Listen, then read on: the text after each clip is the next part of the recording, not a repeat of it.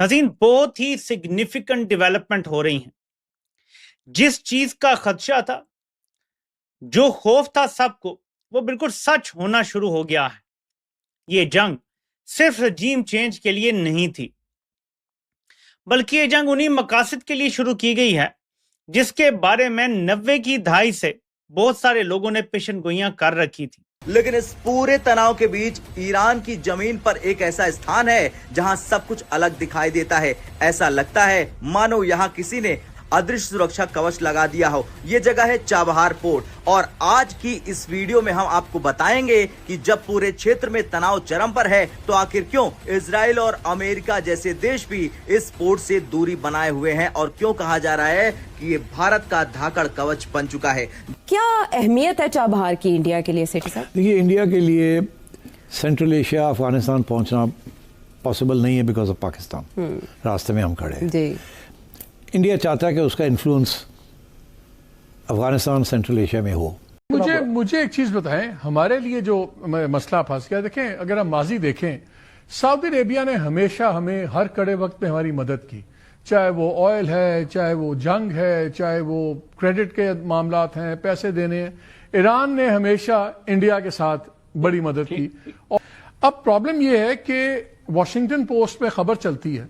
सबसे बड़ा सवाल यही है कि अगर अमेरिका और ईरान के रिश्ते इतने खराब हैं, तो फिर अमेरिका इस पोर्ट को नुकसान क्यों नहीं पहुंचा पाता? इसका जवाब कूटनीति में छिपा है। अमेरिका जानता है कि चाबहार पोर्ट केवल ईरान का प्रोजेक्ट नहीं, इसमें भारत का बड़ा निवेश है और रणनीतिक हित भी जुड़ा हुआ है। इतना ही नहीं, अमेरिका ने अपने कई प्रतिबंधों में भी चाबहार को छूट दी थी क्योंकि ये अफगानिस्तान के व्यापार और मदद के लिए अहम माना जाता है। अमेरिका को यह भी पता है कि आज एशिया में चीन के बढ़ते प्रभाव को संतुलित करने के लिए भारत उसके लिए बेहद अहम साझेदार है, इसलिए वो ऐसी कोई कार्रवाई नहीं करना चाहता है जिससे भारत के साथ उसके रिश्ते बिगड़े। ब्रिगेडियर साहब, बड़ा दुख हो रहा है पूरी मुस्लिम उम्मा को जब हम देखते हैं कि अमेरिका का एक सेक्रेटरी ऑफ वॉर हमारे मजहब की तौहीन करता है। International court of justice, international criminal court में उनके खिलाफ जाना चाहिए। डोनाल्ड ट्रंप जो जंगे करवा रहा है पूरी दुनिया में, उसको मैन ऑफ पीस कहते हैं। लेकिन हम जानते हैं कि इजराइल के जहाज तो ईरान के ऊपर उड़ रहे हैं और हमारे बॉर्डर पे आ चुके हैं और नेतन्याहू कह चुका है ईरान के बाद पाकिस्तान।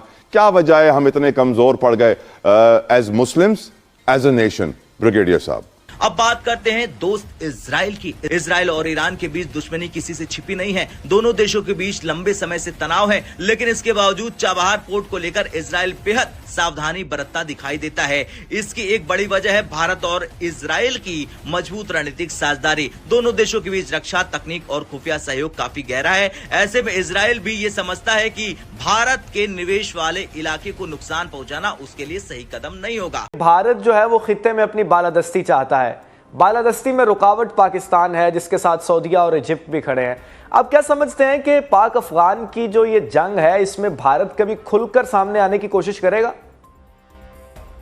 खुल के सामने आने की क्या बात है? देखिए, खुल के तो सामने आ गए। कल आपने नेतन्याहू की और नरेंद्र मोदी की कैंसेट में जो उन्होंने स्पीच की है वो नहीं सुनी। वहां पे उन्होंने एक लफ्ज बार इजराइल ने नरेंद्र मोदी को वो अवार्ड दिया जो उन्होंने, सबसे बड़ा अवार्ड है जो उन्होंने ट्रंप को भी नहीं दिया। उसको तो मोदी को तो he can not live without power.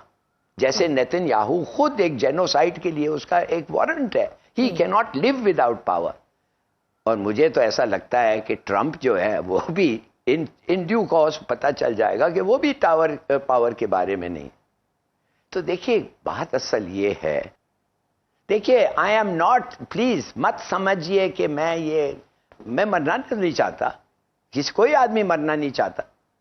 मगर जब आप सीधा रास्ता देखते हैं और आप देखते हैं कि ऐसा आप जी नहीं सकते, तो फिर आप लड़ते हैं सर्वाइवल के लिए। Because the other road is certain death. एक तो आप शर्म से मर जाएं और उसके बाद फिजिकल डेथ, या आप इंडिया के मर्सी पे जिए जब वो चाहता है, नहीं तो वो मारेगा आपको। मतलब मामला नेगोशिएशन से नहीं तय होंगे, बल्कि हमें प्रॉपर्ली एक रिएक्शन देने की जरूरत है, रिस्पांस देने की जरूरत है अपनी सॉवरेनिटी के लिए। जब जो ईरान में हो रहा है, जो इजराइल और अमेरिका मिलकर जुल्म और बर्बियत कर रहे हैं, वो तो अपनी जगह।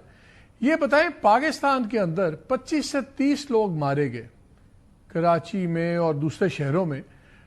इसका जिम्मेदार कौन है? क्योंकि नहीं जी, मैं थोड़ा सा डिफर करूंगा। वी आर नॉट वीक और ना ही हमने कोई कमजोरी दिखाई है। We are a nuclear nation, we are very confident.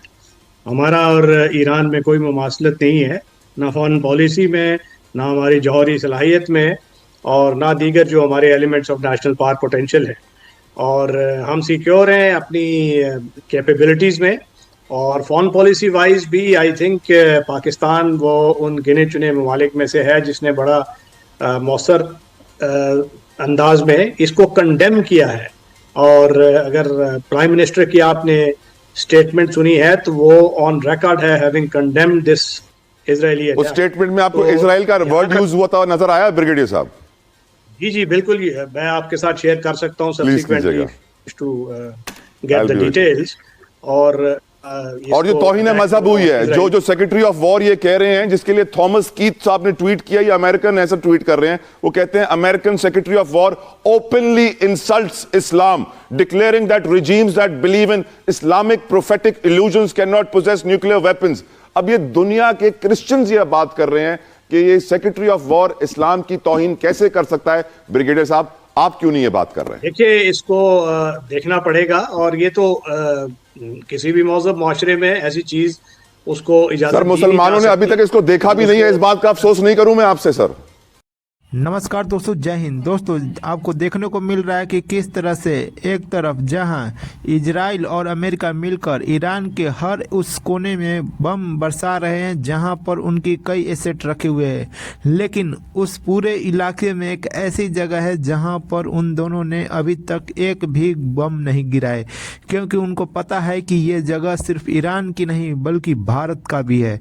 जी हाँ दोस्तों, ये जगह है चौहार पोर्ट, जहां पर भारत कई वर्षों से वहां पर भारी निवेश कर रखा है। और इसको देखते हुए दोनों देशों ने अभी तक वहां पर एक भी बम के गोले नहीं गिराए। और ये देखकर कई दुनिया हैरान है कि वहां पर एक भारत का छोटा सा हिस्सा जहां पर उसे अभी तक एक भी बम नहीं मार पाया, क्योंकि ये दिखाता है भारत की असली रणनीतिक ताकत, जहां एक तरफ ईरान भी भारत के साथ खड़ा है, वहीं इजराइल भी भारत के साथ है। दोस्तों, वीडियो पसंद है, वीडियो को लाइक करें, शेयर करें और चैनल को सब्सक्राइब करें। इस जंग में पाकिस्तान को ड्रैग करने के लिए एक बाकायदा मंसूबा बनाया गया है।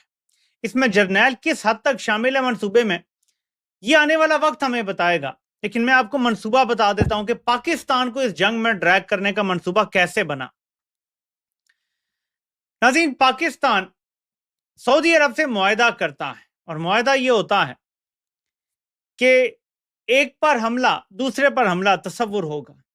इस मुआहदे को भी 1 साल पूरा नहीं हुआ। सबको पता है कि कब से नेतन्याहू पर तोल रहा था ईरान पे हमला करने के लिए, और ये बात सब जानते थे कि ईरान पे हमला होगा, तो क्योंकि अरब ममालिक के अंदर अमेरिका की बेसिस है, ईरान वहां पे मिसाइल मारेगा। पाकिस्तान को इस जंग में ड्रैग करने का एक बहुत गहरा मंसूबा बना कि अब जब सऊदी अरब पे कोई हमला, और ये कोशिश की गई, ये तो ईरान की